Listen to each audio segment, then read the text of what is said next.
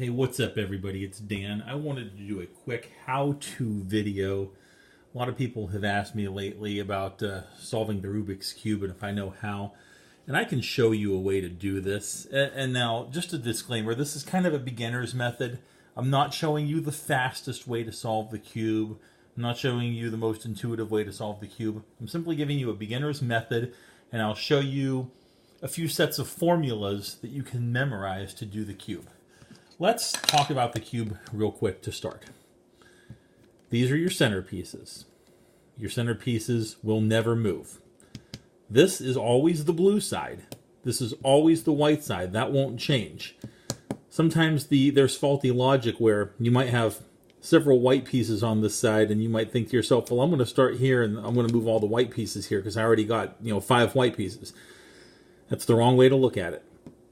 That's the white side. No matter how you rotate this, that will never move. So even if you have a bunch of white pieces over here, they're coming to this side if you're going to solve the cube. These are your centerpieces. These right here are your edge pieces. They have 2 different colors. And these are your corner pieces. They have 3 different colors.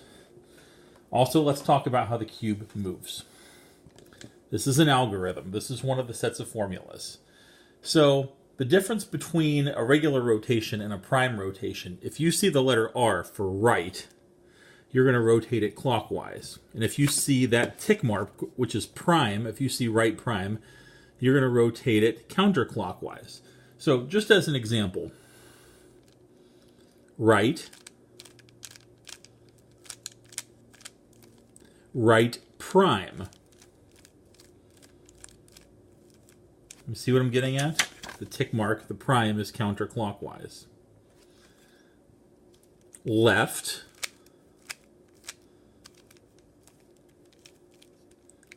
prime. In other words, if you saw that it said right, if you were to actually turn that right side facing you, it would be clockwise, or if it was right prime, counterclockwise.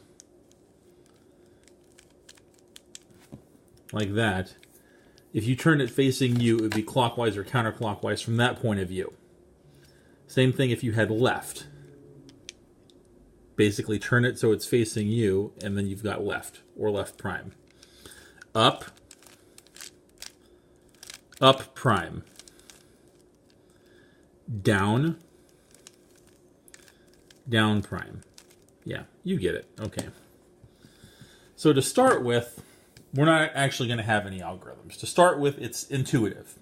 You have to make a white cross. So you got to start right here. This isn't always going to be white, so you need here, here, here, and here. That's a good start right there. And the reason that's a good start is because I've got a white edge piece with green, and it also matches the center. You can't simply make the white cross and have them wherever you want. The green lined up with the orange center is not going to work. That is how it should work. How it should look, I should say. Let's rotate this. Let's see, do we have any on the bottom? That's the easiest way if we have any on the bottom. There's one on the side. Let's flip it up. And you see that? Over here we've got white, green, green. But over here we've got white, blue, orange. Nope, that's not going to work. So here's how we could do this. Let's rotate it to the bottom and swing that over to the blue side and then rotate it back up. You see that? Now we're making some progress. Here's another piece, and we can't really move that up without unsolving our green. So let's rotate it to the bottom and then do a quarter turn on the bottom and then rotate the green back up. Now we've got that white on the bottom, and we can move it up. We've got the white, orange, orange. And there's one more piece, and it's right there. We're going to have to kind of do a tricky little move where we rotate this where it's on the side, and then we swing it down, boom, and over, and back up.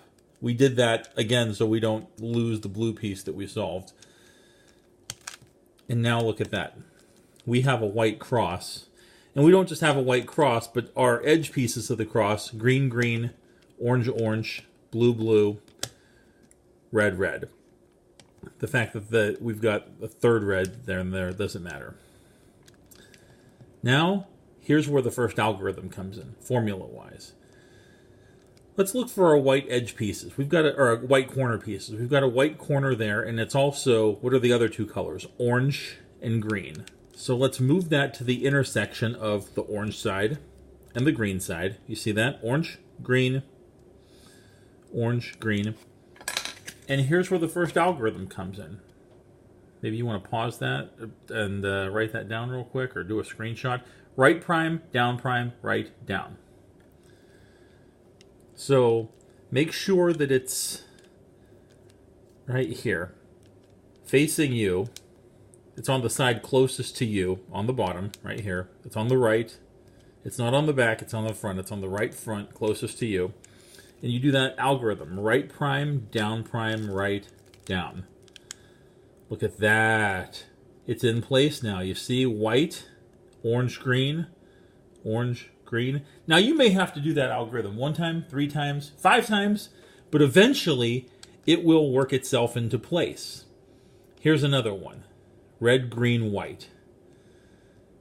That needs to go to the intersection of the red side and the green side, you see, on that corner. Right prime, right, down. Right prime, right, down. There's a white, but that's not the right one. Keep doing it. Right prime, right, down. There we go. You see what I mean about sometimes you gotta keep on doing it? Okay. White, orange, blue. I think you're getting the picture by now.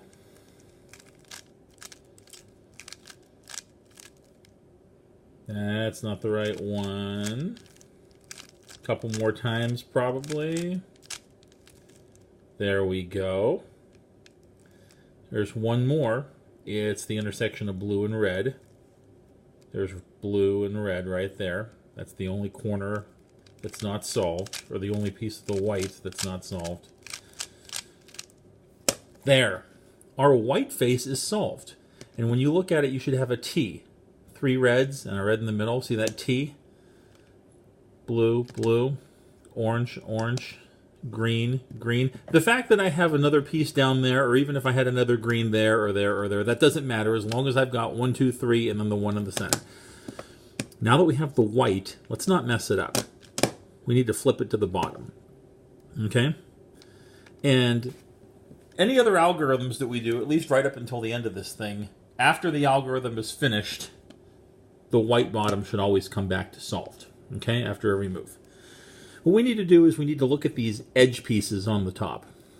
And we need to find edge pieces that don't have yellow in them. Because we're not solving for yellow. Yellow is always opposite white. And we're not solving for the top yet. We need to solve the second layer. So because the second layer is not going to have any yellow in it, we're looking for edge pieces that don't have yellow. Which none of them have yellow. That's a good place to start. So let's start here. Blue and red. Well, let's line the blue up with the blue center. And now we've got red on top. Now, which direction do we need to turn it for red? To the left? No, that's where orange is. To the right? Yes. Here's your algorithms for this next step. If you're going to the left, it's up prime, up left, up prime, front prime. If you're going to the right, it's up right, up prime, right prime, up prime, up front. You might want to pause, do a screenshot, write it down, whatever. So, we're moving this to the right, to the red side. So, let's do the algorithm. Up, right, up prime, right prime, up prime, up front. Now, remember that blue and red was up here? Now it's right there where it's supposed to be. The white is still solved. Let's take another piece right here. Green and orange. Let's line the green up with the green. There we go. And orange is on top. And we need to move it to the right. So, up, right, up prime, up prime, front, up front. We've got another green with a red, and the red needs to go to the left. So let's look at the left algorithm this time. up prime, left prime, up, left, up, front, up prime, or I'm sorry, up prime, front prime. There we go. We almost have it solved. Incidentally enough, if you ever run into a situation where you still have part of the second layer unsolved, but there's no pieces without yellow in them, you could do either the left or the right algorithm, holding it with the side that's unsolved, that's not complete. You wouldn't hold it like that. You'd hold it with that side facing you. Do the algorithm, and it would undo one of the yellows and move a solvable piece back up top so that you could proceed. But we don't need to worry about that right now because I have a piece without any yellow that I could solve for. Blue and orange, moving to the left. Up prime, left prime, up, left, up, front, up prime, front prime. Now look at that. Our first two layers are solved. Now, it's important to note also at this point that it's possible to skip steps. At any point, all the steps that I'm showing you, you might actually be able to skip a step. And I'll give you an example. Because at this point, now that we've got the first two layers, we need to make a yellow cross, and we need to see how the yellow pattern looks. There's going to be one of three possibilities. You'll either have a single yellow, you'll have an L shape, or you'll have a bar. Regardless of which one of these you have, the goal is to get the yellow cross. You would do the same algorithm. If you had I have an algorithm that I'm about to show you. If you have this scenario, you'll do the algorithm that'll lead you to that, it'll lead you to that, it'll lead you to that. In this case, I don't have to do it for the first time because I have the yellow backwards L. Do you see that? Now the fact that I have another yellow does not matter. The fact is I've got the backwards L. If I just had the the yellow dot in the middle, even if it was like just, let's say I had these two, okay, you're still going to start there. Don't be confused by the fact that there's only one yellow that I'm showing there, okay? You either have one yellow dot, you have an L, or you have a bar. Anything else, if you have extra colors, doesn't matter. So, you're going to hold the cube with the L on top, the backwards L like that. If you just had the single dot, it wouldn't matter how you hold it. In this case, it matters. And here's the algorithm, that we're going to do. I want to take a screenshot. Front, right, up. Right prime, up prime, front prime. Front, right, up. Right prime, up prime, front prime. Look at that. You see how we went from the L to the bar? And again, the fact that I've got an extra color doesn't matter. When you're holding this, you want to make sure that you're holding the bar horizontally. So you could either hold it like that or like that. It doesn't matter as long as you're not holding it vertically. So I'm just going to give it a spin. Doesn't matter which way I do it. I'm going to, as long as, and again, the white's on the bottom, yellow bars on top, horizontal, and I'll do the algorithm again. Front, right, up, right prime, up prime, front prime. Look at that, got a yellow cross. The fact that that piece is yellow, again, doesn't matter. Now, we need to take a look at our top edge pieces and kind of line them up and see. You're either going to have 2 matched or you're going to have 4 matched. And you see I've got 2 matched. I've got the orange and the blue. So I'm going to show you an algorithm. And before I show you, just for the record, you might have a scenario where they're not adjacent to each other like they are here. You might have the blue and the green. They're opposite each other, in which case you would do this algorithm that I'm about to show you, reorient your top piece, and then you would have them adjacent, and then you do the algorithm again.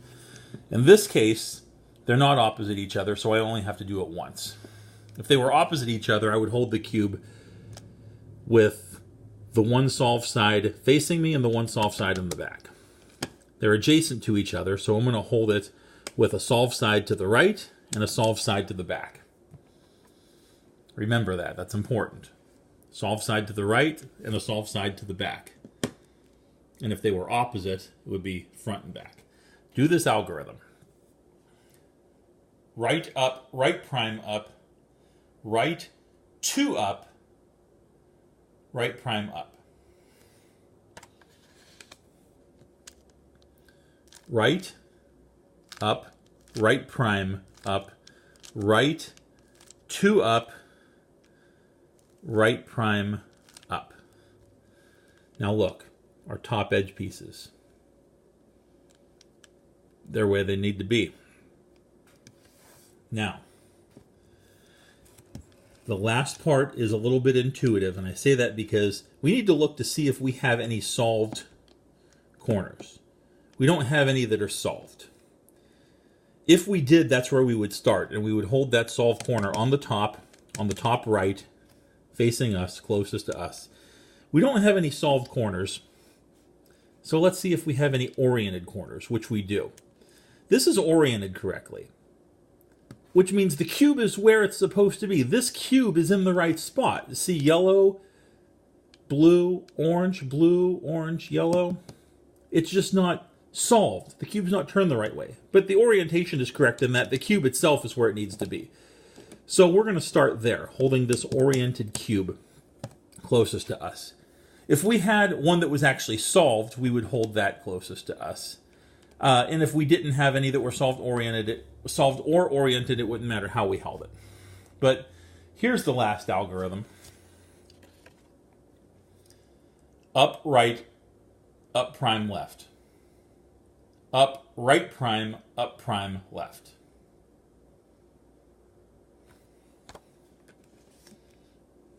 Here we go. Ready? Up, right, up, prime, left, prime. Up, right, prime, up, prime, left. You may have to do this more than once. I still don't have any solved corners. I still have my oriented corner, so I'll continue to hold it there. Do the algorithm again. Up, right, up, prime, left, prime. Up, right, prime, up, prime, left. Now, this is interesting because, look, I still don't have any solved corners, but I have 4 oriented corners. If I have 4 oriented corners, if I have 1 solved corner and 3 oriented corners, if I have 2 solved corners and 2 oriented corners, those 3 scenarios are enough for me to start with. So, I'm going to hold whichever one I'm going to solve in the upper right-hand corner, closest to me, not on the back.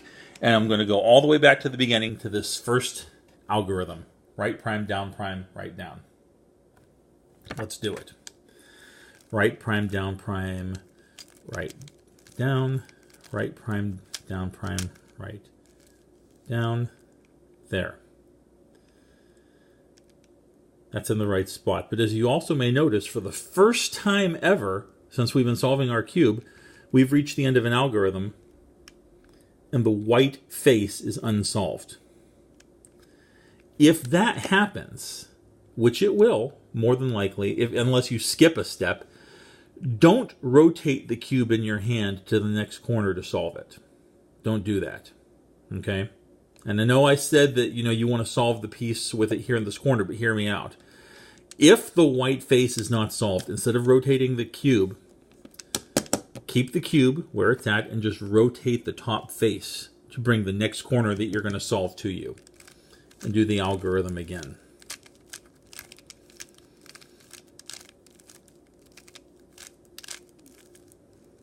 There we go. And it's all, I'm going to reorient this in a second. It's all, and look, the white face is back. If the white face was not back, we would do the rotation trick again, okay, and move the next one to us. But in this case, the white face is back. So let's reorient the top layer. So we've got our green back where it's supposed to be. Now look, 2 solved corners and 2 oriented corners. So now we can rotate the whole cube and have one that we're solving right next to us here. It doesn't matter which one. On the top, on the right-hand side, algorithm. Right prime, right down, right prime, right down. Is the bottom solved? Nope, the white's scrambled. So again, like we said before, rotate just that top face. Don't turn the cube, rotate that top face where you've got that cube, the upper right-hand corner closest to you, right prime down, prime right down, right prime down, prime right down.